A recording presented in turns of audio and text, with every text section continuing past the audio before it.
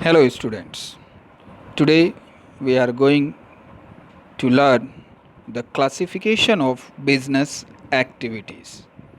In the previous lecture, we have learned about the business risk, its type of business risk, and the causes of business risk. Now, let's go through the classification of business activities. So, classification of business activity. On the basis of function performed, business activities can be categorized as industry और commerce. सो आज जो है हम industry के बारे में पढ़ेंगे and अगले लेक्चर में जो है हम कॉमर्स के बारे में पढ़ेंगे. So the business activities are divided into two parts, that is industry and commerce. Industry means the concern with production, processing of goods and material. Industrial enterprises यानी कि इंडस्ट्री क्या है, जो सर्विसेज प्रोवाइड करती है, गुड्स बनाती है. Commerce means facilitate exchange of goods and services. Commercial enterprise. और कॉमर्स क्या है, जो सर्विसेज के गुड्स को एक जगह से दूसरी जगह, एक पर्सन से दूसरे पर्सन तक पहुंचाने में हमारी मदद करता है. So business activities are categorise into two part, industry and commerce. The first part industry produce the goods and services, and the second part commerce helps in exchange of goods and services. Now, what is industry? An industry involves all economic activities connected with conversion of resources into useful goods. तो industry क्या है, वो economic activity है जो कि resources, raw materials हैं, उनको finish goods या यूज़फुल, जिससे हम यूज़ कर सके ऐसे गुड्स में कन्वर्ट करती हैं, बदलती हैं.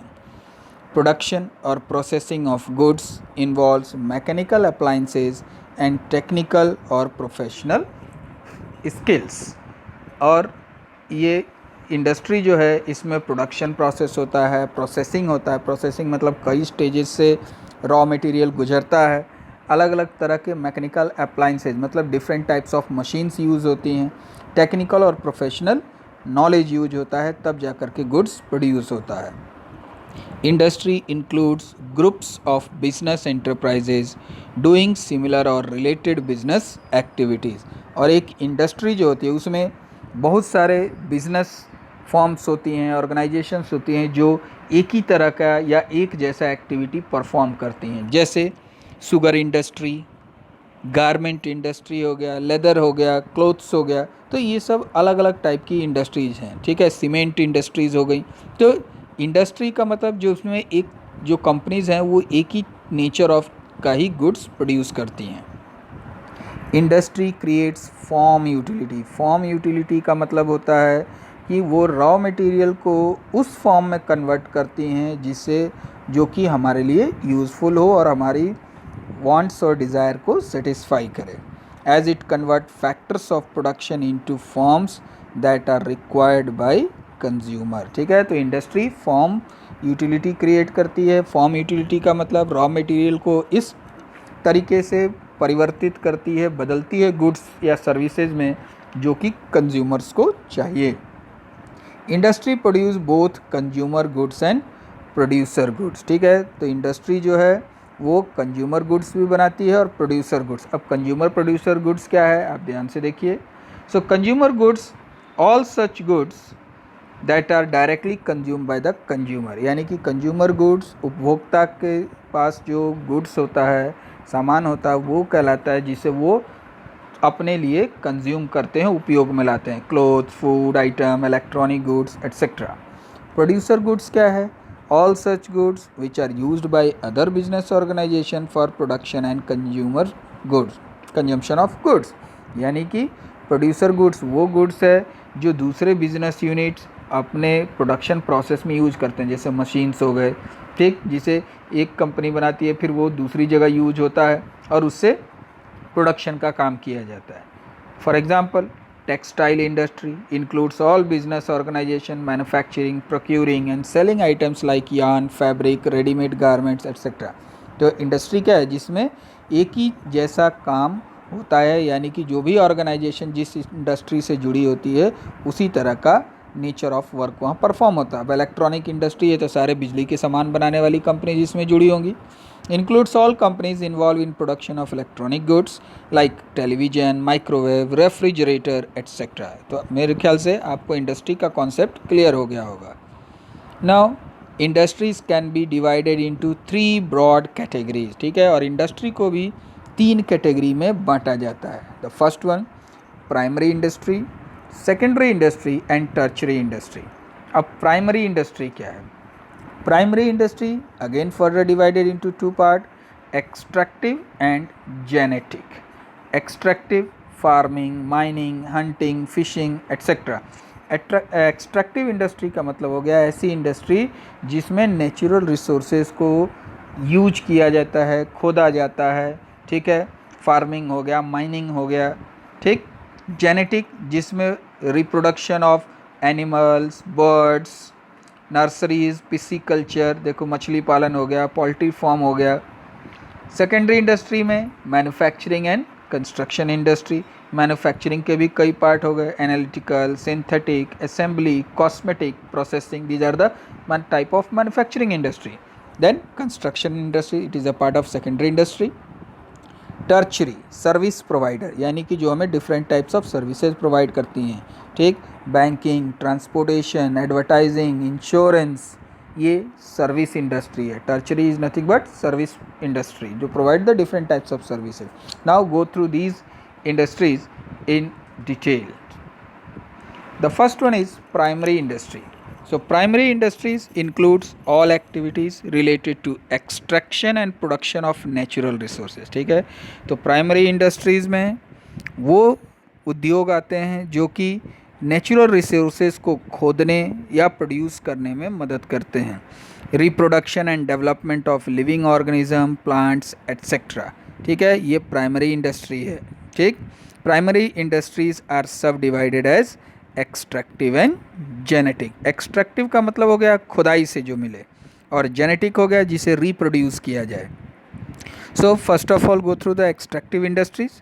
दीज इंडस्ट्रीज ड्रॉ और extract product from natural resources, ठीक है, जो प्राकृतिक जो संसाधन है उसकी खुदाई से जो हमें जो मटेरियल्स हमको मिलता है, रिसोर्सेज मिलता है। The products are either directly consumed or supplied as a raw material to other manufacturing industries for transformation into useful goods, and whatever are extracted by the primary industry, ठीक है, इनसे जो भी खोदा जाता है प्राइमरी इंडस्ट्री के द्वारा, या तो उस प्रोडक्ट को हम डायरेक्टली कंज्यूम कर लेते हैं, उपयोग कर लेते हैं, या एज ए रॉ मटेरियल वो दूसरी कंपनीज, दूसरी इंडस्ट्री में जाता है और जिससे प्रोडक्ट बनाया जाता है। फॉर एग्ज़ाम्पल फार्मिंग, ठीक है, फार्मिंग के बहुत से, जैसे कृषि है तो बहुत से प्रोडक्ट्स को हम डायरेक्टली कंज्यूम कर लेते हैं, और बहुत से अनाज जो है फैक्ट्री में जा कर के उससे दूसरी चीज़ें बनती हैं। माइनिंग हो गया, हंटिंग हो गया, फिशिंग हो गया, तो ये क्या है, सब नेचुरल रिसोर्सेज से जुड़ी हुई इंडस्ट्रीज़ हैं। Produce product from direct consumption, ठीक है, इन सबको हम डायरेक्टली कंज्यूम कर सकते हैं। Iron ore extracted through mining is used by steel industry. Oil extraction provided various forms of gas for further consumption. अब मान लीजिए आयरन ओर है, ठीक, उसका यूज करके स्टील इंडस्ट्री बड़ी बड़ी चादरें, अलग अलग चीज़ की बिल्ड जो है मशीनरी बनाती हैं। जो तेल, कच्चा तेल निकलता है वो डिफरेंट प्रोसेस से होता हुआ जाता है, और उससे कई चीज़ें, गैस है, केरोसिन ऑयल है, लुब्रिकेंट्स हैं, तो अलग अलग चीज़ें निकलती हैं। तो ये ध्यान रखना है कि प्राइमरी इंडस्ट्रीज़ में जो एक्सट्रैक्टिव इंडस्ट्रीज़ हैं वो नेचुरल रिसोर्सेज को खोदने या डायरेक्टली नेचुरल रिसोर्सेज को अपने कंजम्पशन के लिए हम यूज़ करते हैं। Now the genetic industry, genetic का मतलब होता है रिप्रोडक्शन, ठीक है। These industries engage in rearing and breeding of plants, birds and animals for further reproduction, जिसमें हम बागवानी करते हैं, ठीक है, अलग अलग तरह की नर्सरीज़ बनाई जाती हैं जिसमें पेड़ पौधों की अलग अलग कटिंग लगाई जाती है, उससे ब्रीडिंग होती है, ठीक। बर्ड्स एंड एनिमल्स को पाला जाता है जिससे रिप्रोडक्शन का प्रोसेस होता है, ठीक। So nurseries when plants are grown, pisciculture for growing fish in pond, ठीक है, मछली का जो है हम पिसीकल्चर बोलते हैं मछली पालन को। पोल्ट्री फार्म है where birds are raise for meat and eggs. Animal husbandry where cattles are raise for milk and leather, ठीक है, तो ये जेनेटिक इंडस्ट्री का पार्ट है। ठीक है, तो प्राइमरी इंडस्ट्री के दो पार्ट हो गए, extractive and genetic industries. Next one is secondary industry. ठीक है, अब हम देखेंगे कि सेकेंडरी इंडस्ट्री क्या होती है। So secondary industries process raw materials supplied by primary industries to produce goods for further processing by other industries or for final consumption। तो जो सेकेंडरी इंडस्ट्री होती है वो इंडस्ट्रीज ऐसी होती हैं जो कि रॉ मटेरियल को यूज करके, जो प्राइमरी इंडस्ट्री के द्वारा जो रॉ मटेरियल प्रोवाइड किया गया है उसको यूज़ करके फिनिश गुड्स में कन्वर्ट करती हैं। ठीक है, तो सेकेंडरी इंडस्ट्री में दो इंडस्ट्री आती हैं, manufacturing and construction. For example, mining of gold is done by primary industry but jewelry item are made in secondary industry। ठीक है, अब जो सोने की खुदाई होती है वो माइनिंग है, तो वो प्राइमरी इंडस्ट्री का काम है, और वही जो रॉ फॉर्म में जो गोल्ड होता है उसे सेकेंडरी इंडस्ट्री को दिया जाता है, और जहाँ पर गोल्ड से अलग अलग तरह के गहने बनाए जाते हैं। Cattles are reared in primary industry but milk is use by secondary industry to produce various product. अब मान लीजिए जो एनिमल्स का पशुपालन है, जो डेयरी फार्म्स हैं, वहाँ पे क्या होता है, पाला जाता है पशुओं को, वहाँ से दूध निकाला जाता है, वो दूध सेकेंडरी इंडस्ट्रीज़ के पास जाता है, वहाँ से अलग अलग तरह के उससे प्रोडक्ट बनाए जाते हैं। So the secondary industries are सब divided as manufacturing and construction. So first go through the manufacturing industry, जिनका मेन काम है रॉ मटेरियल को फिनिश गुड्स में कन्वर्ट करना। These industries are engaged in processing of raw materials into finished goods for consumption or partly finished goods for further production by other industries, that is producer goods। तो manufacturing industry क्या करते हैं, जो raw material है उसे process करती हैं और उसे फिनिश गुड्स में कंज्यूमर गुड्स के लिए बनाती हैं, या पार्टली फिनिश गुड्स बनाती हैं जो कि दूसरी इंडस्ट्रीज में जाकर के फिनिश गुड्स में कन्वर्ट होता है। For example, logs of would converted into paper. अब लट्ठे जो हैं लकड़ी के, उनसे कागज़ बनाया जाता है।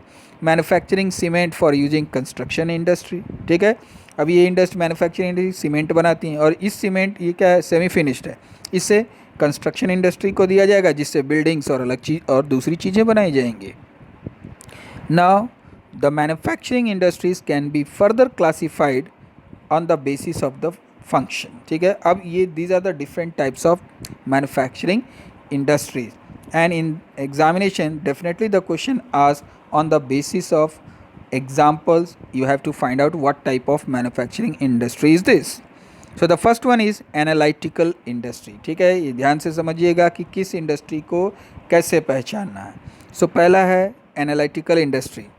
these industries analyze and separate different elements from the same raw material to produce various finished goods। यानी कि ये इंडस्ट्रीज रॉ मटेरियल से अलग अलग तरह के फिनिश गुड्स प्रोड्यूस करती है, जैसे oil refinery where crude oil is process into various finish products like petroleum, diesel, kerosene, gasoline etcetera. तो ये क्या है, एक रिफाइनरी से क्रूड ऑयल लिया गया, कच्चा तेल, उसे प्रोसेस किया गया और अलग अलग स्टेज पर अलग अलग प्रोडक्ट हमको मिलते चलते हैं। Synthetic industry, these industries mix different ingredient to produce a new product। Synthetic industry क्या करती है, कई प्रोडक्ट को मिला करके फाइनल प्रोडक्ट बनाती है, जैसे cement industry where cement is prepared from mixture of lime stone, shale, gypsum, iron ore and sand. Cosmetic industry, soap, cream etc are produced as a result of mixing of various chemicals। Now the processing industry, these industries follow successive stage or process to convert raw material into finished goods। क्या आप बता सकते हैं कि analytical industry और processing industry में क्या difference है?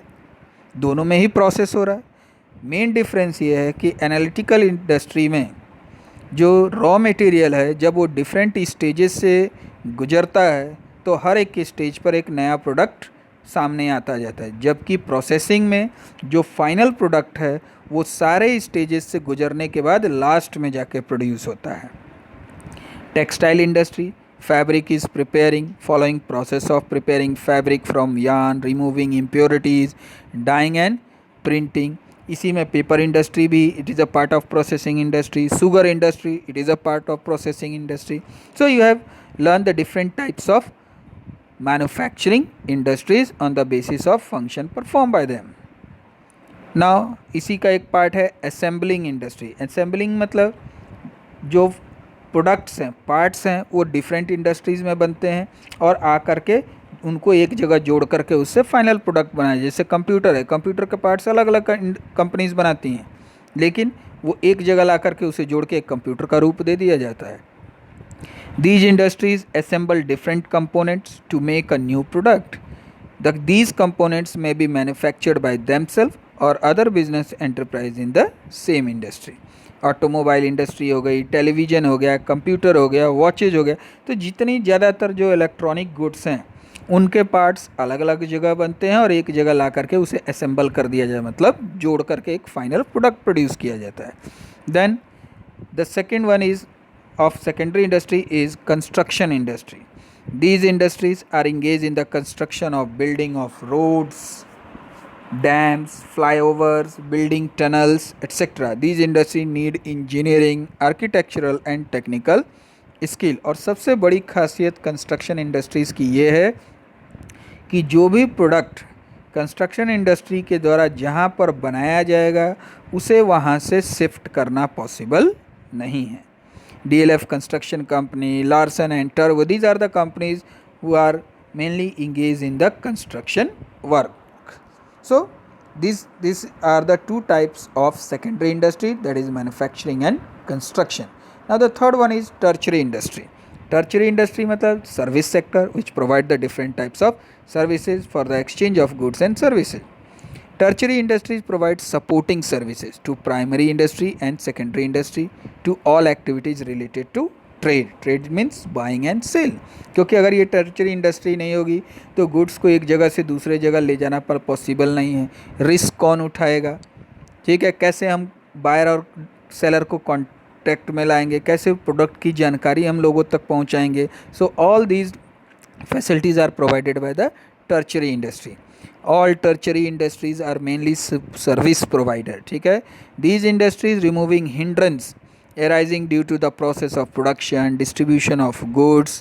Tertiary activities assist trade as auxiliary to trade, और इसलिए tertiary industries को auxiliaries to trade भी कहा जाता है क्योंकि ये supportive services provide करती है to the primary and secondary industry, thus can be a part of commerce as well.